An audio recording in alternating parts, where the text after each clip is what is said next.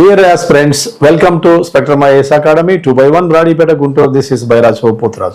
రాష్ట్రంలో చూసినట్లయితే మనకి రెండు తెలుగు రాష్ట్రాల్లో ఇటు గ్రూప్ 1, గ్రూప్ 2, గ్రూప్ 3 తెలంగాణలో గ్రూప్ 2 అనేది జరిగి రిజల్ట్ రావాలనుంది ఆంధ్రాలో. అదేవిధంగా గ్రూప్ 1 ఎగ్జామినేషన్స్ ఆంధ్రాలో రేపు మే నెలలో జరగబోతున్నాయి.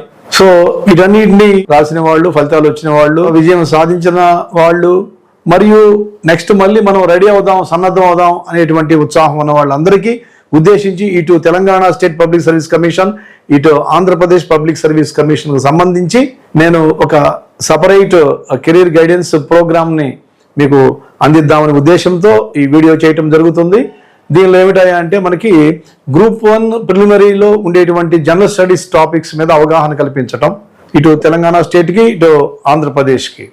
అదేవిధంగా గ్రూప్ 2 మనకి స్క్రీనింగ్ టెస్ట్లో ప్రిలిమినరీ ఎగ్జామినేషన్లో ఉన్నటువంటి భాగాల గురించి, వాటి యొక్క ప్రిపరేషన్ విధానం గురించి అవగాహన కల్పించడానికి, తర్వాత వచ్చేసి గ్రూప్ 1 మెయిన్స్, గ్రూప్ 2 మెయిన్స్, అలాగే తెలంగాణలో మనకి గ్రూప్ 1 మెయిన్స్, గ్రూప్ 2 మెయిన్స్, తర్వాత అదేవిధంగా గ్రూప్ 3, గ్రూప్ 4 అన్నిటికీ ఉపయోగపడే విధంగా జనరల్ స్టడీస్ అనేది మనం ఎలా ప్రిపేర్ కావాలి, జనరల్ స్టడీస్లో ఉన్నటువంటి అంశాలు ఏంటి, ఈ జనరల్ స్టడీస్ అనేది ఎంత ప్రాధాన్యత కలిగి ఉంది.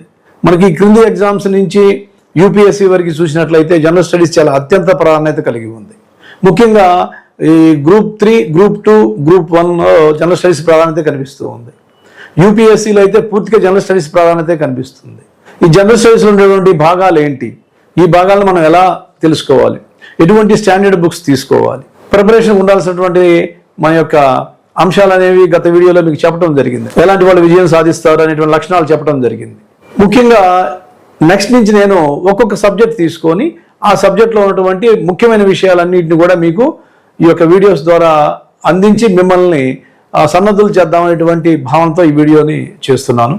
జనరల్ స్టడీస్ అనేది రాబోయే నోటిఫికేషన్స్కి, పాత ఎగ్జామినేషన్స్ మీరు పక్కన పెట్టండి, ఇక అయిపోయింది, గత మనకి మళ్ళీ గ్రూప్ 1 వస్తుంది, మళ్ళీ గ్రూప్ 2 వస్తుంది, మళ్ళీ మనకి సచివాలయాల నోటిఫికేషన్ వస్తుంది ఆంధ్రప్రదేశ్లో. అదే తెలంగాణ స్టేట్ పబ్లిక్ సర్వీస్ కమిషన్లో మళ్ళీ గ్రూప్ 1, 2, 3, 4 మళ్ళీ అన్నీ వస్తాయి. ఇప్పుడు కొన్ని విమర్శలు ఉన్నప్పటికీ ఆ విమర్శలను సరిచేసుకొని ప్రభుత్వాలు కూడా ఎటువంటి సమస్యలు రాకుండా జాగ్రత్త పడి నోటిఫికేషన్లు ఇచ్చేటువంటి అవకాశాలు ఉన్నాయి. ఏం చేతనంటే రెండు రాష్ట్రాల్లో ఏర్పడినటువంటి 2 కొత్త ప్రభుత్వాలు కాబట్టి నిరుద్యోగులకి ఒక మంచి ఊరట కలిగించాలనే ఉద్దేశంతో నోటిఫికేషన్స్ తప్పకుండా వస్తాయండి. అయితే మనం చేయాల్సినటువంటి కర్తవ్యం ఏంటి అంటే మనం ముందుగానే కోర్సు మొత్తం ప్రిపేర్ అయ్యి ఉండాలి.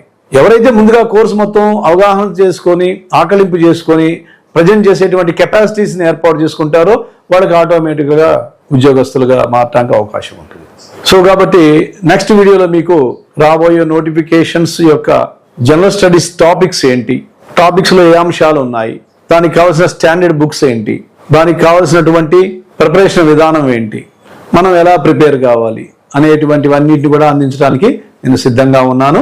కాబట్టి నిరుత్సాహాన్ని వదిలివేయండి, ఉత్సాహంగా పాత నోటిఫికేషన్లు మీరు చేయాల్సిన వర్క్ మీరు చేశారు కాబట్టి కొత్త నోటిఫికేషన్స్ మీద దృష్టి పెట్టండి.